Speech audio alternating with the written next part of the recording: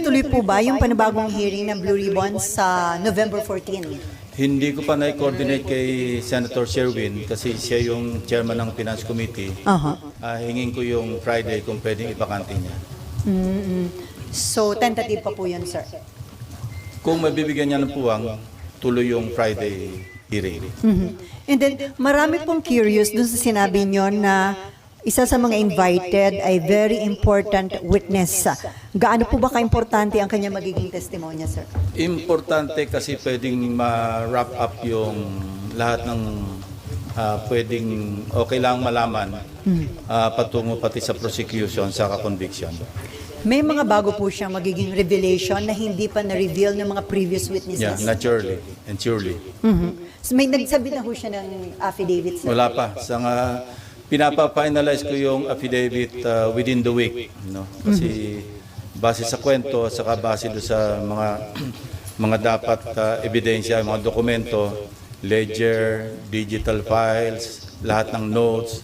Kasi sabi ko sa kanya, kung magme-mention lang ng pangalan na walang suportang dokumento, wag na lang mag-mention kasi baka makasira lang ng Kasi yan na naman ang hirap kay Lacson. Eto si Senador Lacson.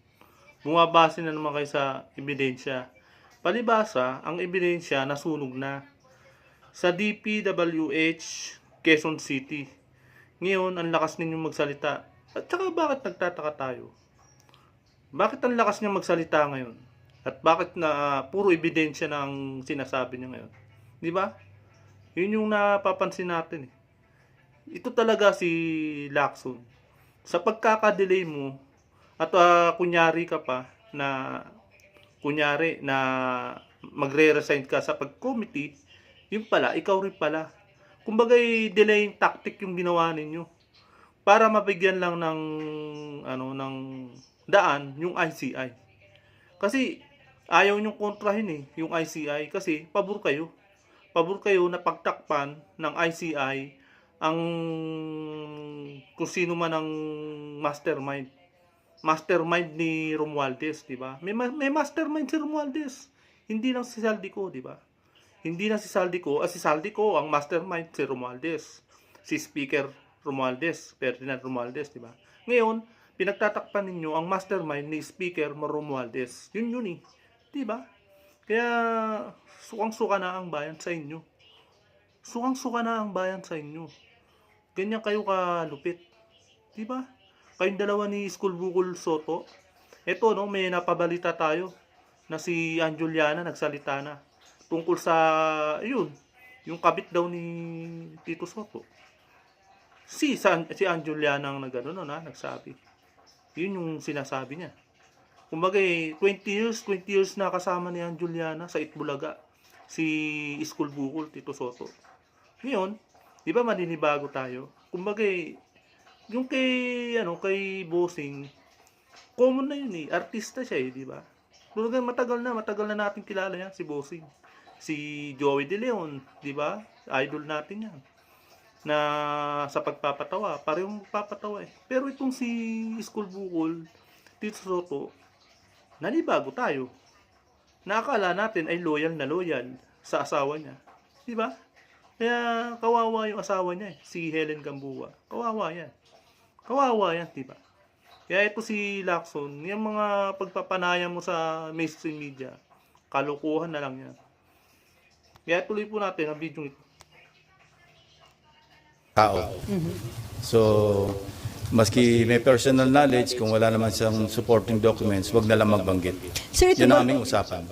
siya po ba nag-volunteer na lumapit po sa inyo para sabihin mag-testify siya sa Blue May Ribbon? conduit actually na nagparating.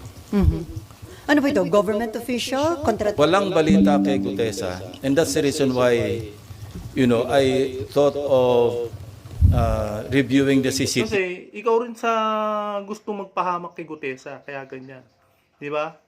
Yung tao, yung kredibilidad ng tao, napakaganda.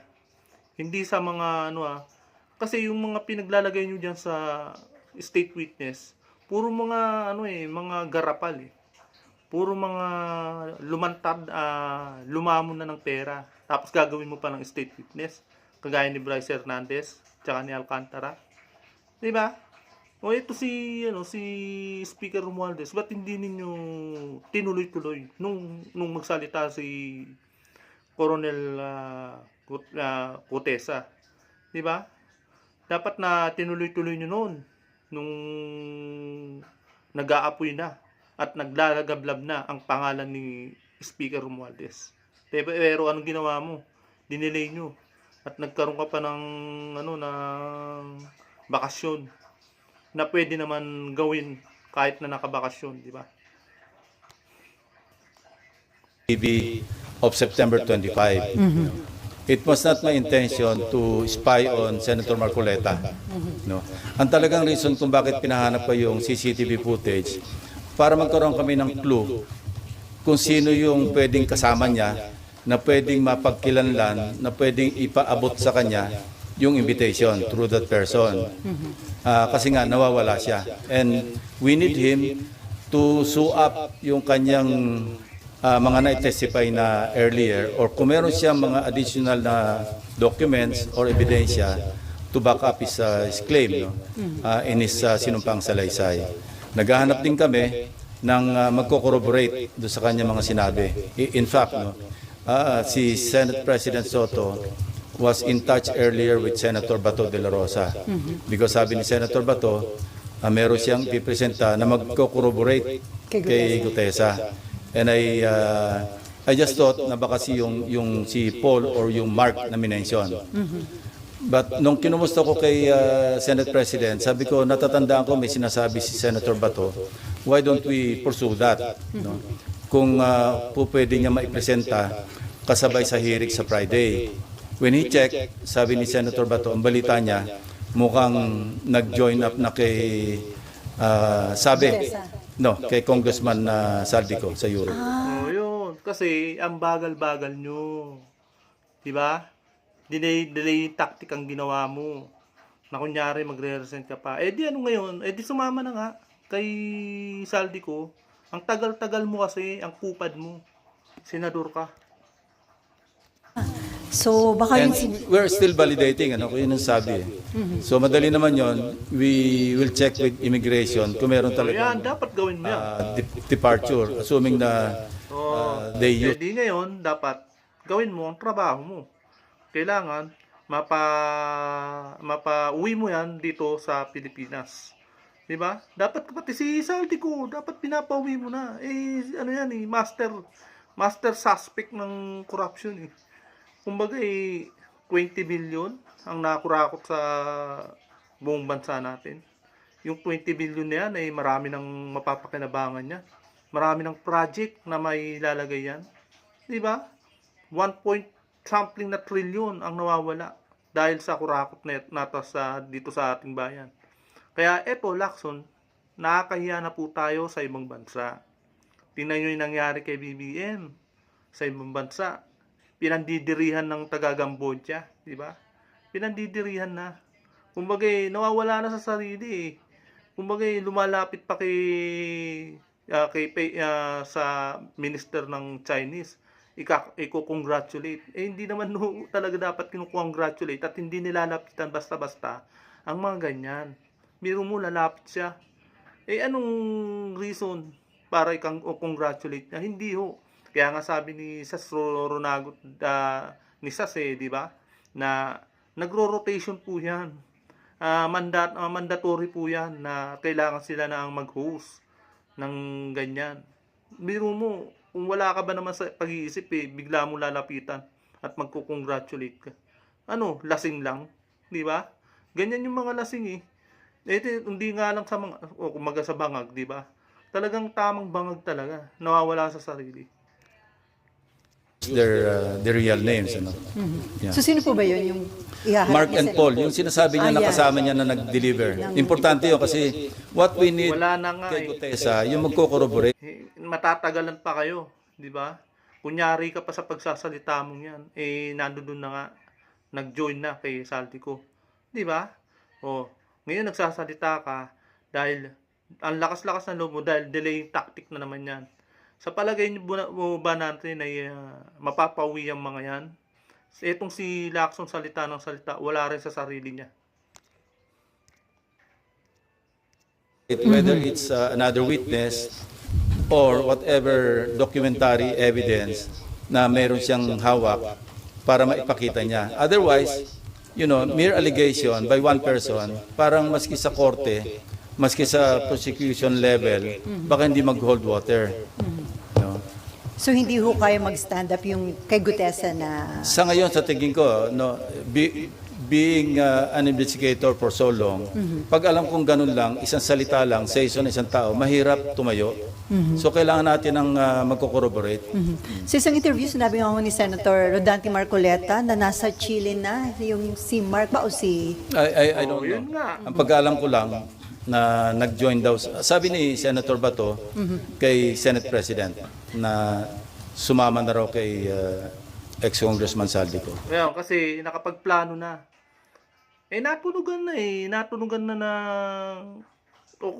kumbaga kagagawan nyo. Kaya nakapunta at nag-join na kay Saldico. Di ba? Kagagawan nyo sa mga strategy nyo dyan. At yun, namatay na, parang pinapatay nyo ang issue eh. Tapos sasabihin mo pa na nag-join, ibabalita pa sa'yo. Di ba? Wala na.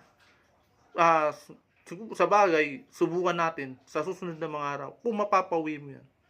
Tuluyan na mawawala ang issue eh. Wala na, ginapang nyo na eh. Paano mapapawi dito yan? Wala kami tiwala sa'yo. Pero sir, plano nyo rin po bang patawag Kung may yung dalawa? information si Senator Marcoleta na nasa Chile, tingnan natin. Basta anything that can really sustain. Tingnan natin.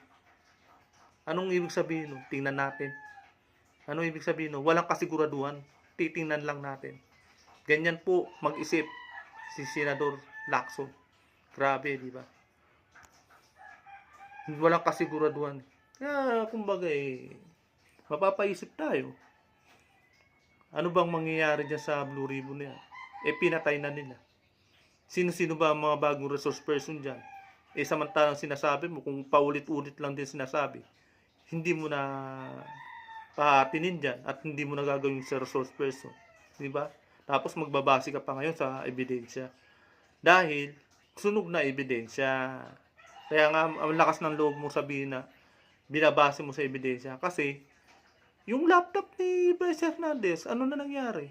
Di ba? Kinuha ng DILG. Ano na nangyari? Ang balita ko nga di ba?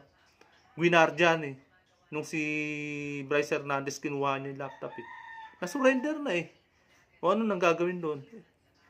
Wala na tayong balita ron sa mga yun. Kasi ang ICI, kumbaga ano rin yan Wala na rin tayong tiwala dyan Nag-investigate. Wala kumbaga ang ICI po talaga labag po sa konstitusyon. Ang dapat lang po mag-imbestiga ang korte. Dahil ang ICI created lang naman yan. Kaya huwag tayong maniniwala dyan. Dahil labag po sa konstitusyon yung ICI na yan. Hindi po sila talaga yung dapat mag-imbestiga. Yung korte po dapat. Kumbaga ginawa lang yung ICI na yan para panakit butas sa mga aligasyon at mga panakit butas sa mga kabalastugan ng gobyerno ito. Kaya dito po hanggang dito na lamang po. At kung hindi ka pa nakapag-subscribe, please subscribe my channel para lagi kang updated sa bawat upload ko. Maraming salamat po.